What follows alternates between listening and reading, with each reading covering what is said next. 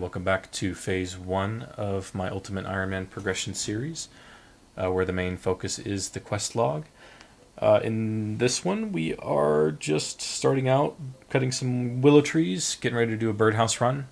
I figure that's a pretty nice passive way to get some hunter experience. I still need some levels to do some quests, so I'll just kind of try to do birdhouse runs in between other things that I'm doing.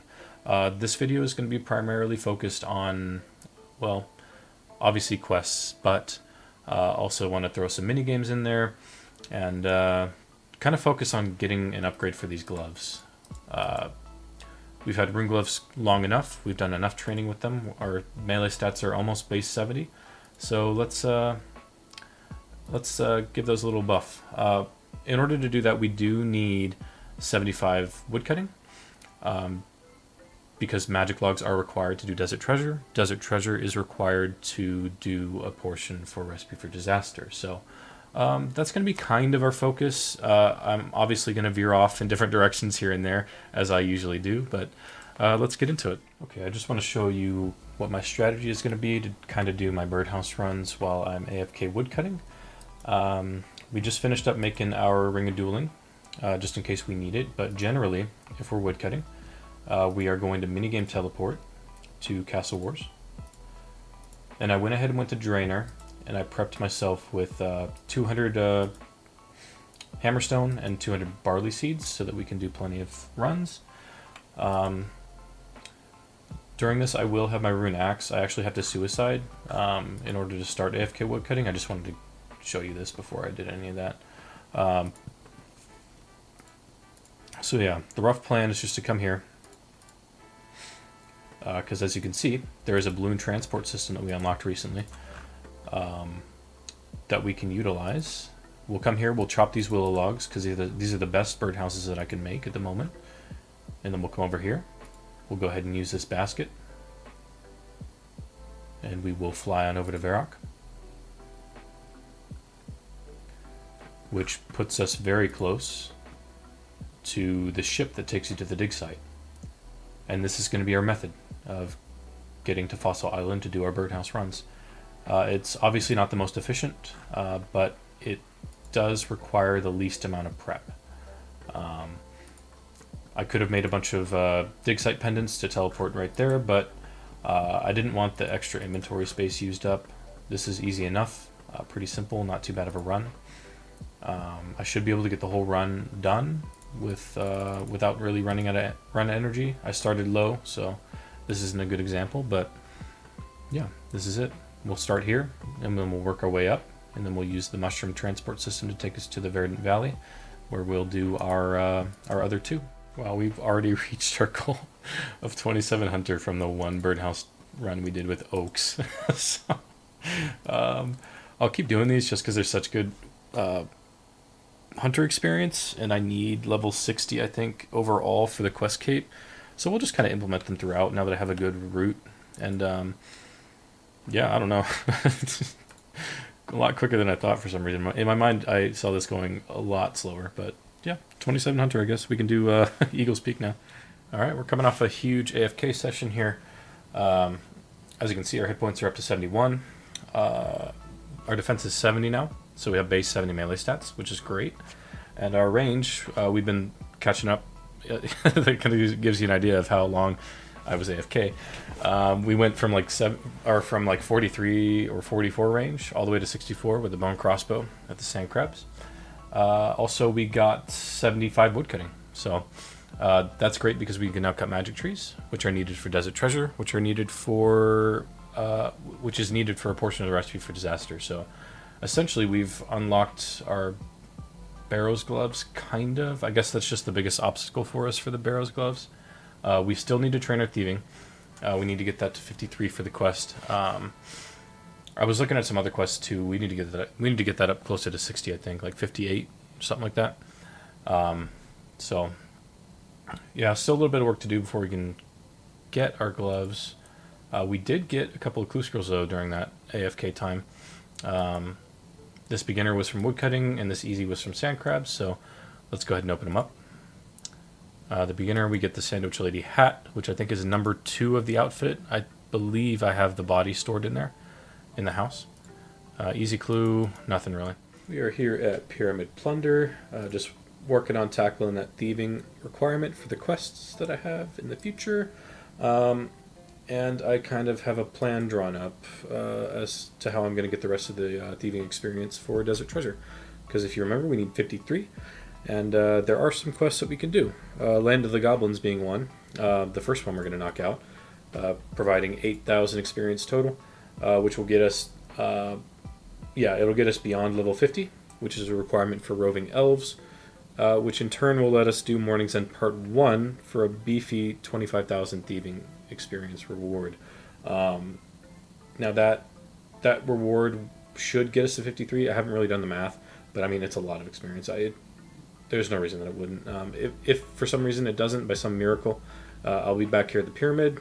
We'll be back here anyways because we need 58 to do Grimtails. So there's Land of the Goblins done for 2 quest points and 8,000 agility, herblore, thieving, and fishing experience. Really nice one to get done. This does actually unlock a mini quest as well that I'll have access to once I hit 50 prayer. That'll give quite a bit of prayer experience. So there's our 50 thieving we were after. We also got 60 agility, pretty nice. This will let us do roving elves, so let's go do it. Alright, just finishing up roving elves. I chose the bow, just because there's an achievement attached to it. I may have to revert this to a seed if I want to store it, because obviously I don't have the requirements to use it yet. But yeah, 1 quest point, 10,000 strength experience, and access to crystal equipment. Very nice, very nice. We can now move on to Morning's End Part 1. And here's Morning's End Part 1 done. 2 quest points, 25,000 hit point, and thieving experience. The reason we came here, the thieving experience. 228 quest points in total. Let's see what level this gets us up to. Don't really want to talk to you right now. 52 thieving. Is that the... I think we need, what, 53? Yeah, that kind of sucks. Oh well. Just a little tip for any Ultimate Ironman. This, or I guess any account really, to save on bank space, or to save you having to get this in the future, because this is used again for other elven quests. The Mourner gear is completely storable in your house, so just throw it in there, and you can come back and get it whenever you need it. Alright, just got 53 thieving. You know what that means. That is the last requirement that we needed in order to do Desert Treasure. So right here, we'll take a look. All of the prerequisite quests are completed. All of the skill requirements are met. And even the recommendation of 70 combat. So, yeah, I'll finish up this run, and we'll go start that quest. You know, this dude walks up in your smoke dungeon. What do you do? Look at this guy. He's fucking ready for some Desert Treasure. This is the gear. This is the setup. It's important not to take these fights too seriously. You don't got to be decked out in gear. Mostly you just want your weight reducing gear, because it's a long way to run for all these fights, especially here at the smoke well. This whole thing is running. It's like a whole puzzle where you got to light all the beacons in the correct amount of time. But yeah, this is what the gear and the inventory is looking like. We've got our weight reducing gear, face mask to protect against the smoke, and ice gloves obviously to fight him. We're using Iban's Blast. The guide, it recommends water. I'm pretty sure Crystal Bow is good against like all of these dudes, but obviously we can't use it right now. If this staff does end up hitting like ass though, because it's not a water spell, which I doubt, I'm sure it'll be fine for all 4 of the bosses, I can just swap to my Scimitar and Defender and easily take them out. Okay, yeah, I had to switch to the melee gear because every hit with the Iban staff was just splashing. See, like, I'll just... Boop. Nothing. So, that's unfortunate, but he is what it is. Just got assaulted by this stranger over here. During the Desert Treasure quest, you can actually get attacked by these guys who will try to DDS you out to get the diamond back. This can be avoided on most accounts by just simply banking the diamonds as you get them. But obviously I can't do that as an Ultimate Iron Man. So actually what I'm on my way to do when I got attacked by him is to just go place it in its spot on the pyramid, which probably a lot of people don't know you could do. Yeah, you can place them one by one. That way it's out of the inventory, and we don't have to worry about a stranger coming to attack us while we do the rest of the quest. So, and here's a nice quick method to get there. My house is actually in Polonovich, And so I just teleport to my house, ride a carpet back to the shanty, and then obviously you just saw I took a ferry to Temperos, where I can use this shanty pass, which takes you right next to the pyramid. So I think currently that's my fastest route to get here. Obviously, the fastest is to use the Pharaoh's Scepter teleport, but I don't have that. The next best thing would be if you have a Camulet, which also I don't have. So yeah, I think that's the fastest way for me. So I'm on the part of Desert Treasure where you have to use all those lockpicks on that chest. You have to like pass it. I don't know. You have to pick the lock basically like 4 or 5 times without failing. Otherwise, it resets the whole thing. And each time it happens, you take poison damage, and or each time you fail, you take poison damage, and it breaks your lockpick. Most people bring noted lockpicks. That way, they can unnote them on a shop there, along with noted food, so they can just stay for an indefinite period of time. But again, since this is quite a restricted account, and there's no means to get noted lockpicks naturally in the world, if you will, this is kind of the method we're stuck to. We need to fill our inventory with as many lockpicks as we possibly can, and then basically just walk back there. And if it fails, if this isn't enough to actually open the chest, then I just have to teleport back to my house, which I moved to Tavalry, and try again, rinse and repeat. So this is the process. I guess the best thing to do is go in with the mindset that you're going to fail. Just don't set yourself up for failure in that way, if that makes sense. So like, because I'm the base thieving level for this, and it's a pretty tough skill challenge. So as long as you know in the back of your mind that you're going to fail like a bunch of times, it makes it a little bit better. Nice. Got super lucky. I got it on the first lockpick of the second trip, so cool. Very fortunate. We're here in the smoke dungeon. Thank you to Past Me for marking the way to go. I guess the quest helper doesn't do that for you in this maze. I think I did this for... Actually, I can't remember why I did this. Maybe there's like an elite step down here, or maybe a master step. Probably a master step. But yeah. The plan for this guy is just to, well, try to safe spot him on a bat. So like I'll attack a bat first. Try not to run through the bat so that he becomes a safe spot to other enemies. We'll protect from melee throughout, or at least until we have him safe spotted. The first phase, it's not that big a deal if you don't have him safely tucked behind a bat. But his second phase, I think he hits more rapidly, but he also drains your prayer with each attack. So it's kind of important. Hold on, let me. This is multi. That's good. The dog's fine. I'll safe spot behind the dog. See how I ran through him right there? It made him not a safe spot. So what I gotta do is get this dog on me. What happened there? That should have worked. Yeah, give me a second. Let me take my sword off. Let me punch this. Fuck, stop hitting so hard. Come here, bat. Fuck yeah, okay. We have auto retaliate off. Don't fall in line. Yeah, okay, there we go. He somehow got safe spotted even though I ran through the skeleton. Cool, so we'll just throw our staff on. We'll just get gangbanged by these skeletons, no big deal. We got protect from melee, that's why we made prayer potions. And we should be good, just chilling here for the rest of the fight. Ivan's blast is slapping.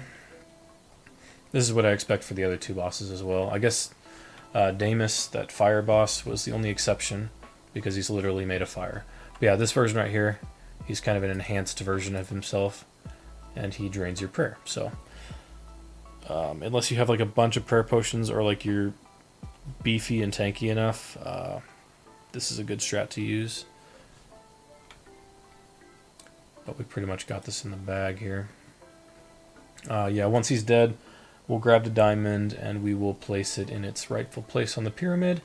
And then on to the next one, which is, looks like the blood diamond. Cool. Alright, I'm getting prepped for the blood diamond right now, which I think is probably the most dangerous one to do.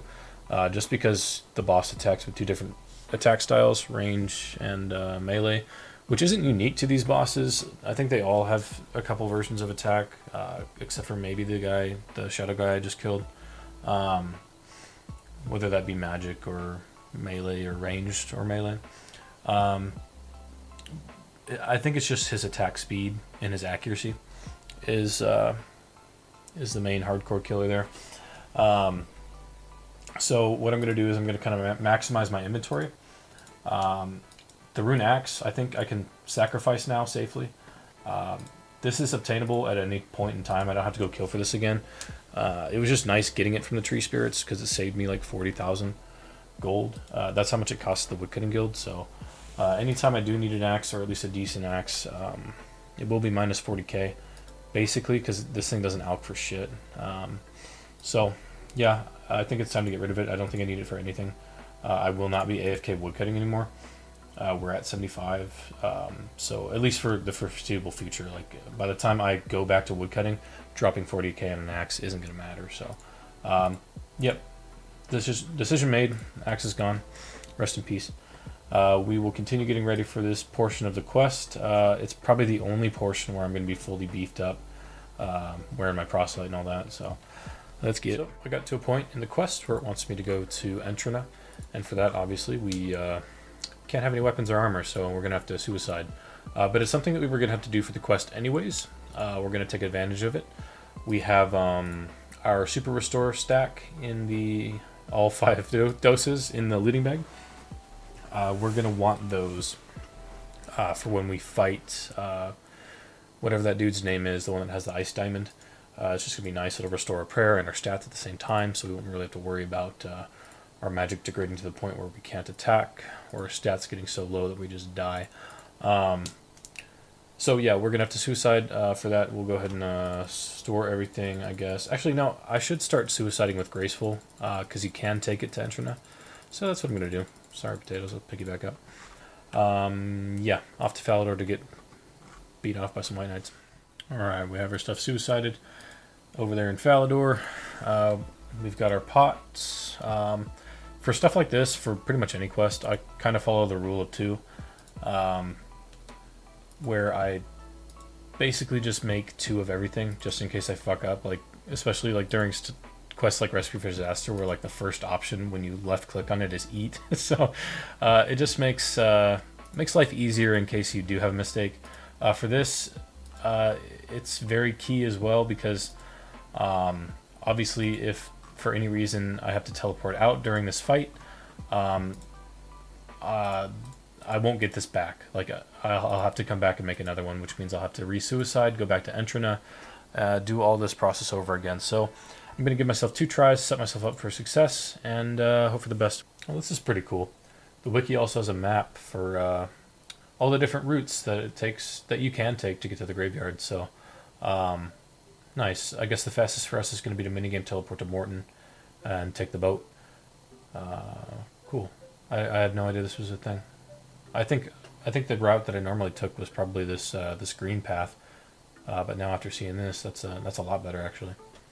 All right, we made it to the coffin. We're gonna drop one of these blessed pots just in case. It uses both of them, so let's go ahead and well, let me check my defensive stats first. Let me see what I need to pray against, because I think he attacks with what, melee and range. So my defensive stats here. Okay, so I'm weaker against range, so I'll protect from range. Cool.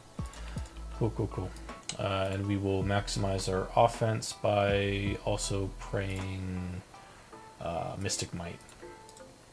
And we'll go ahead and use the pot, or let's pot up first, then pot on. Okay. Quick prayers on. Grab our pot. Fuck this dude up.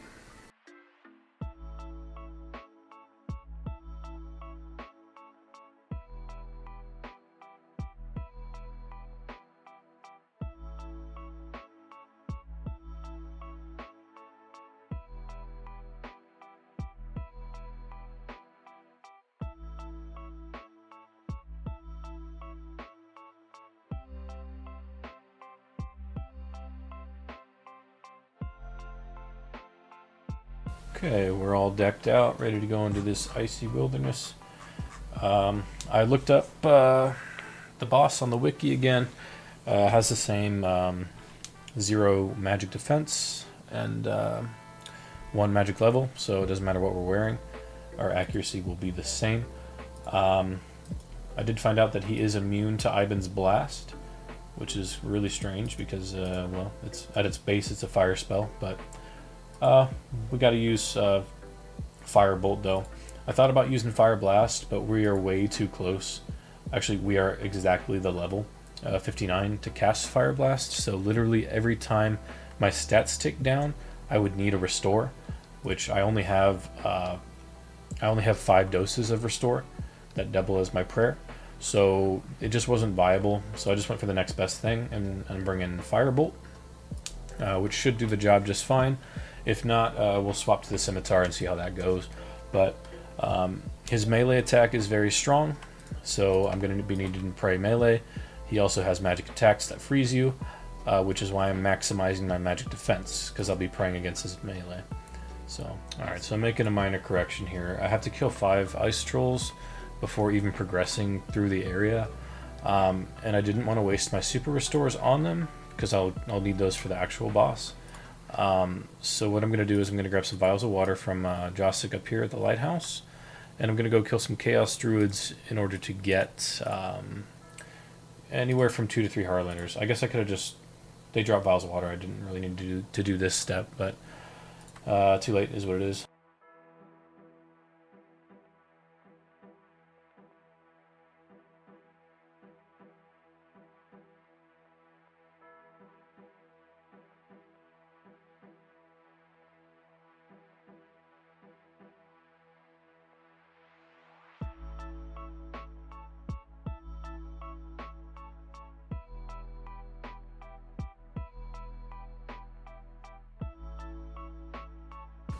Alright, placing the last diamond at the pyramid, which does unlock the next portion where we run through the pyramid.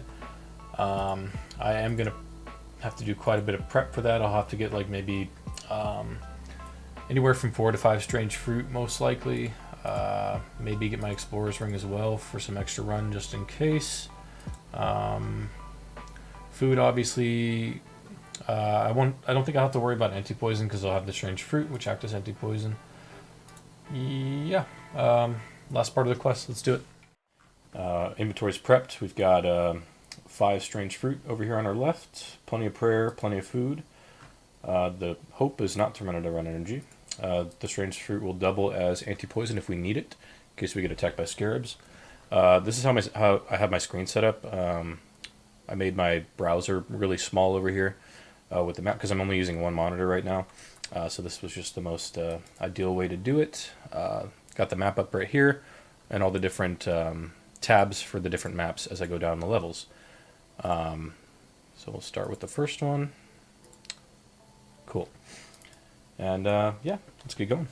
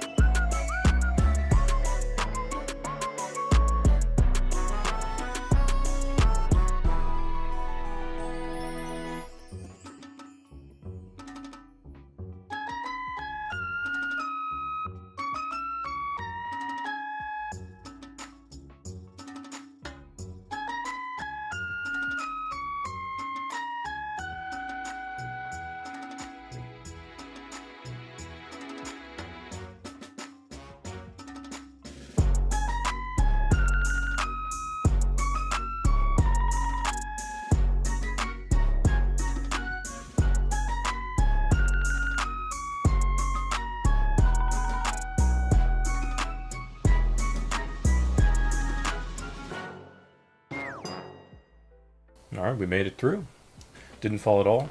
I did spam click the ground. I do that every time I do this quest, and I don't seem to fall. At this point, I'm not sure if it helps, or if that's just like superstition. But I mean, I've had 100% success so far, so doing something right, I guess. Anyways, let's go ahead and talk to Azandra here, who's been trapped in this pyramid, I guess. And there it is. Desert treasure complete. For 3 quest points, 20,000 magic experience. Ability to use ancient magics, which will be really, really nice for Slayer and bossing in the future. 231 quest points in total. And do we get any levels? Yep, exactly level 60 magic. Cool little milestone to get from the quest. Cool. So if we want... Actually, let's go ahead and do this real quick. We want to switch back to normal spellbook, then swap back to ancients, and then back to normal. That way we get the achievement while we're here. For the hard desert diary. They did add this lectern, I guess, that you can make tabs at, which I'll probably never use, unless there's an achievement attached to them, which I don't think there is. Cool, yeah. So I think, as far as I'm aware, according to my knowledge, we only have one more quest, or even not even a quest, just a partial quest that we need to knock out in order to complete Recipe for Disaster for our Barrow's Gloves. That quest being Legends Quest. You don't need to do the entirety of it. I will, but you don't need to. You can do it up to the point where you have access to the Khazari jungle, because that's where you need to go to gather the ingredients to save ceramic vars. So the next thing on the agenda is to do the Legends Quest and then get our Barrow's Gloves, I guess. Cool. All right, so I'm a liar. I took a look at the Legends Quest, and I still need Family Crest Quest and level 50 Smithing, which I'm kind of far away from. I'm only level 41, almost 42. There aren't a lot of good ways for Ultimate Iron Men to train Smithing, except for unless you have like mass amounts of cash. Like Blast Furnace is pretty big for it, but obviously it's really expensive, and I don't really want to waste my stack on it. So we're going to take a look at the quest experience reward guide on the wiki, see if there's any quests that I can do, any remnants, because I have at this point 126 out of 154 quests completed, so the list is looking real thin as far as what I can get away with for free experience.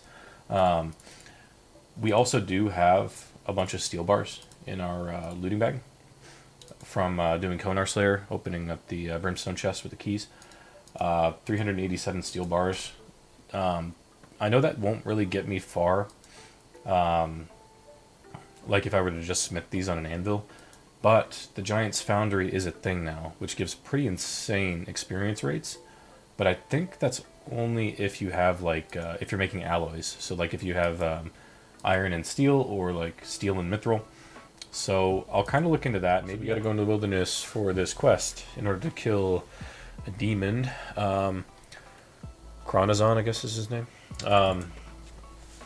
Yeah, so that means we are going to suicide.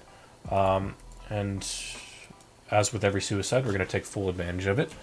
Our stuff being on the ground for 1 hour means that we have the freedom to go anywhere we want in Gelinar without wiping. Unless obviously that hour runs out. But that means that we can do some wilderness adventures. The plan, since we have Desert Treasure done, is to do a mini quest, Curse of the Empty Lord, which is that mini quest that gives you the ghostly robes. So that'll be nice to knock out. It'll give us another 10,000 experience lamp that we can throw into Herbler, and get us some. It'll give us our first magic robes that we can store in the house. So I'm here at Father. What the fuck is this guy's name? Oh, Ernie. Okay, the H threw me off. We're here at Father Ernie. He's going to give us our Ghost Peak amulet back because we need that for the mini quest. And we also need to go get our Ring of Visibility north of Ardoin. And those should be the only 2 items that we need for that quest. And then we are good to suicide. Okay, we got as much of this Curse of the Empty Lord mini quest done as we could. We got the top and the gloves. The next part, we have to go into the lava maze. There is also a step that we'll have to do at the Earth Warriors, which we are kind of going to anyways with the Family Crest quest. We're going to that same Edgeville dungeon in the wilderness. So we'll try to plan it out. We'll to where we're going down there to knock out 2 things at once, which means that when we suicide, the first thing we're going to do is go to the lava maze. So I'll grab a knife so that I can pick up from my corpse. And then we'll knock out the Trinum Stronghold and the Falador party room step quickly afterwards, and then finish up our little adventure. Looking pretty spooky. Just have one more portion of this Curse of the Empty Lord to do in the Edgeville dungeon, which is where I'm also going to complete the most dangerous step of the Family Crest quest. 2 birds, 1 stone. We have the body and the gloves in the house. The last thing we need is the cape, which, as you can see on the top left over here, we need to talk to the guy near the Edgeville Dungeon Earth Warriors, which is probably going to be the most annoying one because those guys are aggressive. So I got to find a way to maneuver around them to talk to the ghost dude because they have a lot to say. So let's go to my house. Let's head to wherever I guess Varrock, since we don't have our Drayman staff on us. And walk our happy ass over to Edgeville Dungeon. Right, we made it out of the Edgeville Dungeon. We had to kill a couple Earth Warriors and got lucky with the looting bag drop, which means I don't have to spend a last man standing point to rebag. We can get rid of our Ring of Visibility and our Ghost Speak Amulet for now. I was looking at doing General Shadow right now, but I just don't have a lot of time left on my grave, so I'm not going to worry about it right now. It only gives 2,000 Slayer experience and is required for a master step, so it's kind of far down the line. So I'll just tack that onto another suicide later. So we'll go ahead and exit out of that.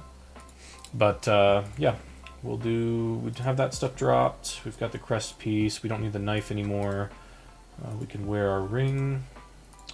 We also don't need our water runes. We can pick up our rune pouch and the rest of our law runes. Consolidate some inventory space. Cool. Alright, now let's just spam click everything off the ground.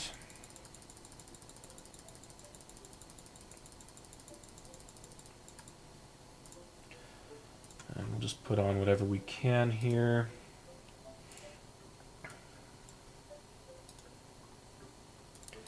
I think we can combine these crest pieces. Yes, cool.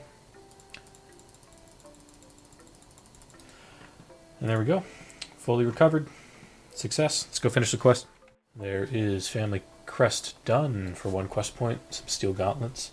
And gauntlet skill imbues. So what that means is we can come back to this guy, claim these gauntlets, and take them to any of the 3 brothers we did the quests with. Either the chef in Catherby, the, what do you want to call him? The gold fanatic in Outgrid Mine, or the adventurer in the pub just north of here, north of Varrock, for the Chaos Gauntlets. So the most useful ones in this account, I'll probably never use the Chaos Gauntlets. What those do is I think they improve the offensive spells for Chaos runes.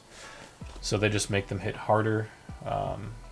They're not really going to be useful since I have Ivan's Blast, but the cooking gauntlets from the chef and Catherby are going to be very useful for whenever I have long cooking grinds, and I want to minimize burn rates. And then the goldsmith gauntlets are going to be the most useful because they offer ×2 experience when crafting with gold, or sorry, smithing with gold as well.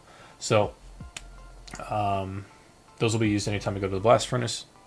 And yeah, so now since this is done, the next thing that we need to do, we can destroy these right now, but we still need to get our smithing up. It is 41. I've been drawing up a plan as to how I'm going to train my smithing.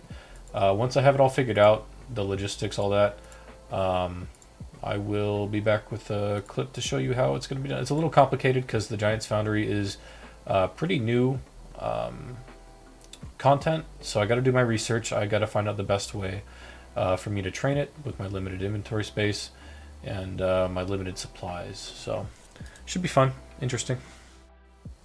All right, here we are at the museum. I almost forgot to claim my reward lamp from the historian up here for doing the Curse of the Empty Lord mini quest.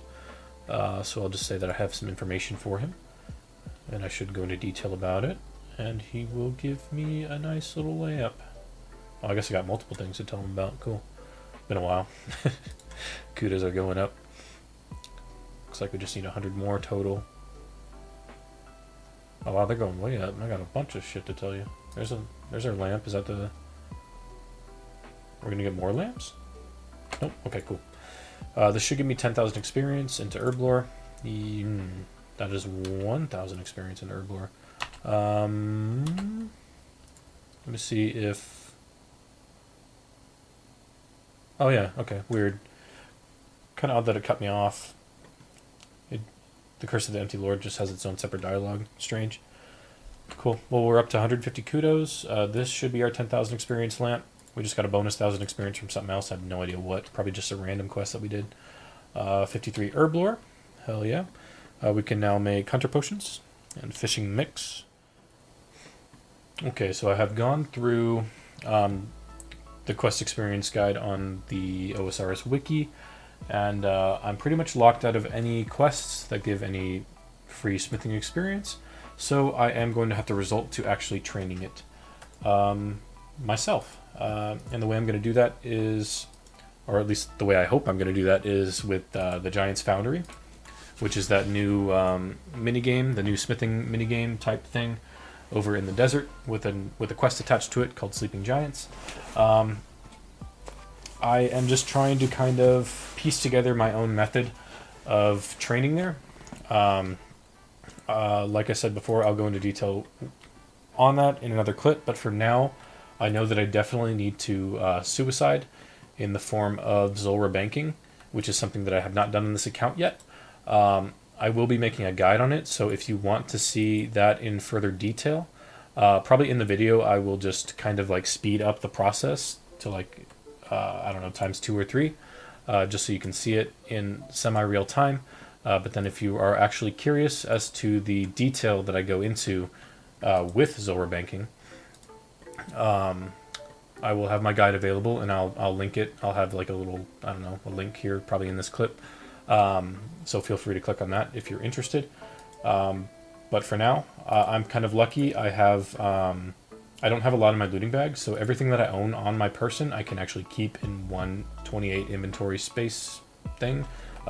So I'm going to go ahead and just hop into the wilderness here. And this is actually the second time doing this method, where I just destroy my looting bag while I'm in the wilderness. When you do this, you want to make sure you're actually in the wilderness. You need to take 3 steps in once you pass the wilderness ditch, and wait till you see level 1. So yes, I want to destroy it. Everything will drop on the ground. This is available for every player to see, so you want to do this in a remote area, and then get to safety. So now that I have my inventory like this, I'm just going to set it up how I want to for Zulrah banking, and we will be back whenever our inventory is sufficient for the minigame.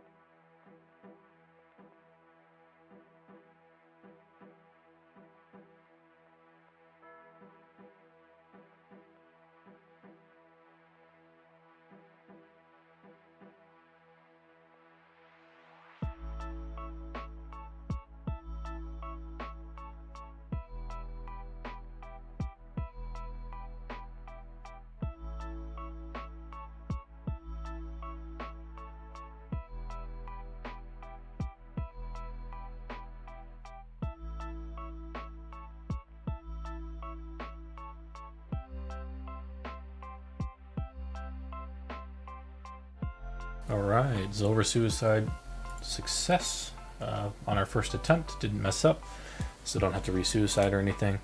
We're going to go ahead and head to Giant's Foundry now and start our plan, which is to basically just live here in this little area for a little bit. We have all the items that we need, and I'll kind of show you what I'm going to be doing. So this is where the minigame is in this dungeon here, and over here at this mining spot just to the northeast, there are 3 iron ore available, which means that I can make our ally ore in this minigame potentially. This is kind of uncharted territory, so I'm hoping that it works. But basically, I need what, 28 iron and 28 steel, right, to make 1 sword in here.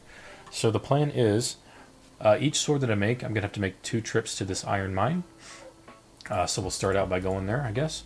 Because I'm going to need to get, I can only mine obviously 24 at a time, so I'm going to have to mine 24, bring it back to the Giant's Foundry, put it into the slag pot, and then come back for 4 more. At that time, I guess I could maximize on time, right, by basically unnoding steel. I don't know, I don't have the whole thing planned out. I'm just going to kind of do it as I go.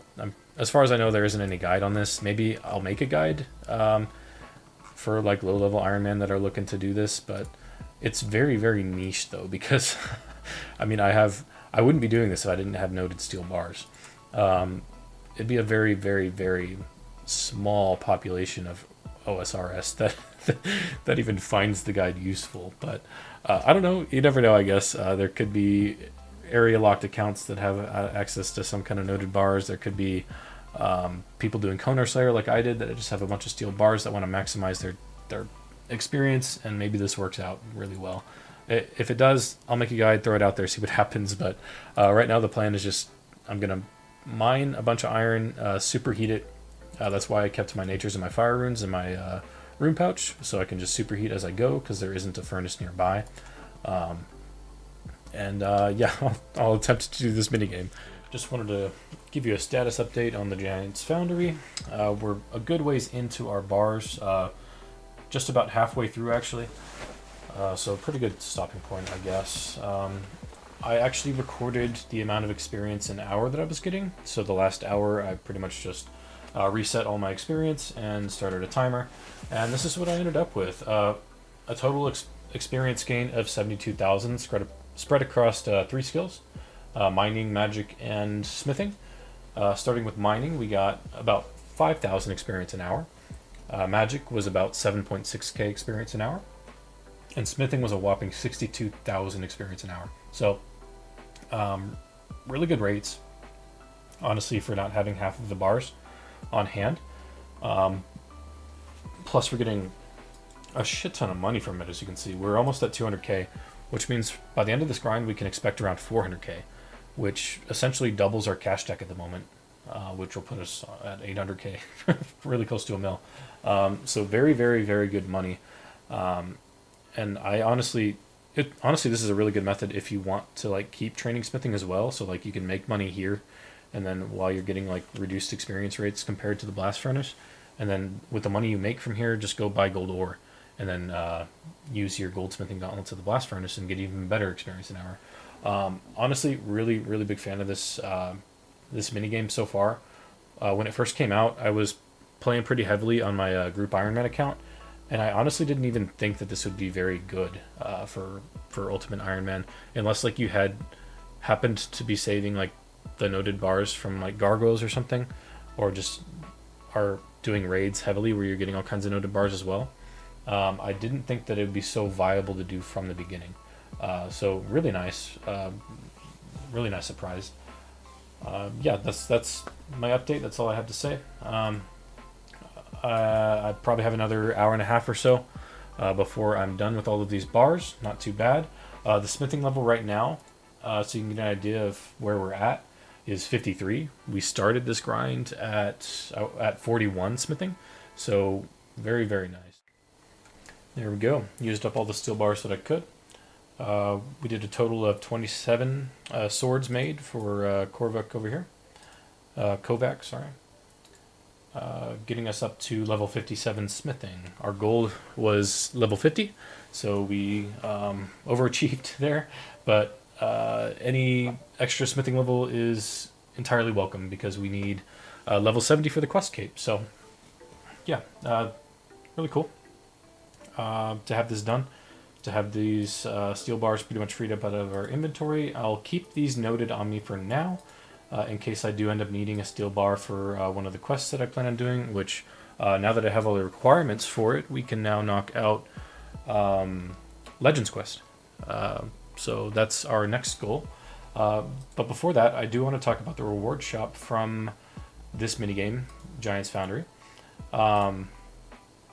So if we open up the shop here, from 27 contracts, I earned myself 2,082 points. There's a lot of stuff in this shop that's going to be worth getting. The double ammo mold is not one of them because cannonballs aren't really that great for an Ultimate Iron Man account. Unless you get them through like PVM drops. It's never really worth going out of your way to get a cannon as a UIM, I've felt. Unless that's like your overall goal, then good on you. But the Grog is a guaranteed +4 boost. So pretty much what this shop is going to act as for now is exactly that, a +4 boost in case I need it on the account. I don't plan on buying anything right now. Long term, I do want the entirety of the smithing outfit, mostly because you can combine the smithing gloves with the ice gloves, which would make them storable in the house. So I wouldn't have to go through that dungeon on White Wolf Mountain every time I wanted ice gloves. I could just store them in my house with the entirety of the smithing outfit, and anytime I was smithing, I could pull that out for some nice fashionscape, some extra experience, and some ice gloves on hand. The Colossal Blade, it's intriguing, but probably something I won't get. I don't know. I just don't see it being useful. It gets outclassed very quickly by getting a whip, I guess. But it's a very niche kind of weapon. It does more damage the bigger the enemy that you're fighting is. So, and it has a very nice crush bonus, I believe. So it'd be good for like Sarachnis. The only way I'd end up getting this blade is if I did plan on grinding out some Sarachnis for some grubby keys. I don't know. That could be that. There's potential for that. I don't know. That I can't really rule that out, I guess. It'd be a really sweet weapon to have. Never had it, but yeah. Then there's the molds. Obviously, these are good to have, but I don't really want to buy them yet, just in case I do need the +4 smithing boost. I know this is kind of the way to go to spend your points at first, is getting all these molds because it increases your points per hour, but and your experience here. But yeah, like I said, I'm not going to worry about it yet. We're going to keep these points here, save it in case we need the +4 smithing boost for any quests or anything in the future, achievement diaries. And we'll move on. Let's go do the Legends quest. Oh man, I'm looking at the quest requirements. I knew it. I knew you needed a rune axe for a quest somewhere. I thought it was Gruntails cutting down that tree, the beanstalk or whatever, but it turns out it's the Legends quest. You need either a rune or a dragon axe to chop the totems, I guess. So I gotta go burn pretty much 30k on a rune axe. I think it costs 40k at the woodcutting guild, but it alks for around 8k. So yeah, I mean, I guess it's really not too bad, but because we made plenty of money from this. We made 315k from this minigame, just from the 384 steel bars that we had. So we're pretty rich in comparison to what we have been on this account, so not too worried about it. We have completed the Legends quest here after we talked to this guy. We're going to throw the experience that we get into Herblore, wherever that is. It's on the last page. Okay. We're going to have to do this 4 times, I believe. 7,650 experience times 4. Pretty. Oh, 54 Herbler. Hell yeah. Including Quorum now.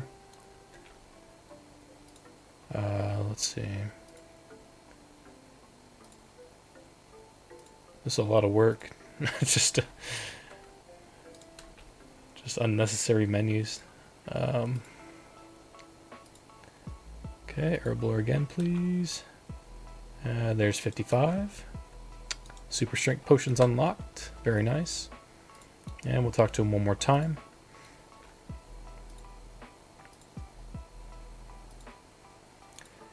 And Herbler for the last time. Cool. And there's the quest complete. 4 quest points, access to the Legends Guild, and the experience that we just got. 236 quest points in total. And the next thing we're going to do is finishing up Recipe for Disaster. We got to do the ceramic vase portion, and then we need to actually kill the Coloniromancer. So let's get to it. And we're here in the dining hall in the Lumbridge Castle with our last person to save. Sir Emic Vars, you are free. 1 quest point, 4,000 cooking experience, 4,000 hit points experience, increased Coloniromancer's chest access, which means Dragon Gloves are unlocked, and that also means that we can now kill the Coloniromancer and all his minions after this cutscene. So I guess I'll start getting prepped and geared up for that. Hey, there it is. Recipe for Disaster done. 1 quest point, Antique Lamp, full Coloniromancer's chest access. Hell yeah, that's our Barrow's Gloves right there. This experience lamp is going straight into Herblore, you know it. 20,000 free experience, up to 56. We can now make Super Energy Mix, doesn't matter. Let's go ahead and go down here. They cost 130,000 coins, well worth it. There it is, that's a hard task too. These stats are pretty insane. Plus 12 melee strength and accuracy to everything except for magic, which is plus 6. And the same for the defensive stats. Throw those bad boys on, and those are going to be on the account forever. So this is what I decided to do with my life for a little bit. We're going to do some AFK range. This is the gear. Pretty solid. Take a look at our bonuses here. We've got plus 85 range. We have the Ava's Accumulator, which is our first time actually snagging that, because we're over 50 range now. Damage book really doesn't do anything for us. I just got that for a little bit of fashionscape. But snakeskin, putting in work, and get to use our Barrow Skulls for the first time. So we'll have a nice little experience per hour boost from that. Yeah, I just have a ton of editing to do. There's like three or four different videos that I need to edit. There's a couple guides and obviously 2 progression videos. I just have a ton of footage that I need to go through and sort out. So we're going to be down here in the caves for quite a while. The plan is to be down here until we have 70 range and beyond, maybe. We have 5,000 bone bolts. That should be plenty to get to 70, I think. If not, we can obviously just go grab more. No big deal there. But yeah, this little cave in here is going to be our home. It's a nice little spot for it too. We can get here easily with our Radha's Blessing. We have 3 teleports to the Koran Woodlands a day. And this sand crab spot is accessible after you do that quest. I can't remember what the name of it is. Tail of the Righteous, maybe. Whatever the Hosidius quest is in the Koran area. So we'll just kind of hop worlds till we find a spot. I like that spot in the back because it's got 4 crabs with it, I believe. So yeah, this is it. Alright, we're all set up in our little crab spot. Probably going to be here through the holidays. Happy Thanksgiving, by the way, if you're American. If not, I don't know. Get fucked, I guess. But yeah, we got quite a bit done. Desert Treasure being probably the most prominent out of all of those. That unlocks ancient magics for us, which will be good for Slayer and pretty much so many things in the future. Legends Quest, we became a legend. There's not really too much to that quest, I guess. It's good for unlocking other content later on, like whenever we want to do, obviously to get our Barrow Skulls, and then whenever we want to do Dragon Slayer 2. So, and we also tried out a new minigame, found a really nice method for it, the Giant's Foundry. I honestly didn't think it was going to be a viable smithing method for Ultimate Iron Man, but I was pleasantly surprised. So yeah, this is going to be it. We're up to 129 out of the 154 quests completed. So much more of that to come in the next video. Just going to go down the list again, probably just get done with anything that can get done, and then train our skills accordingly to do more quests. So yeah, with that, thank you for joining me. If you liked it, do what you want. I'll see you in the next one.